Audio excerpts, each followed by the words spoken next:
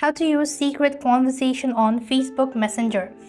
Hi everybody, welcome back to our channel. In this video, I'll show you the procedure on how to use secret conversation on Facebook Messenger.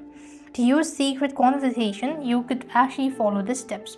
Before we proceed on, make sure that the application is completely updated and go ahead and open up your Messenger application. You want to come to the chat page of the particular person to whom you want to actually enable it, and then click on the profile initials in the top right corner of your screen. Here you'll be able to receive the secret conversation option. However, this option is not available in all part of the country.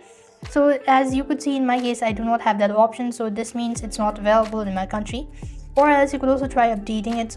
And what next you want to do is simply click that out and you'll have successfully enabled it.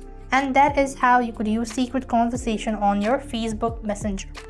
So I hope the video was helpful. Make sure to like, share and subscribe to our channel. Thank you for watching. See you in the next video.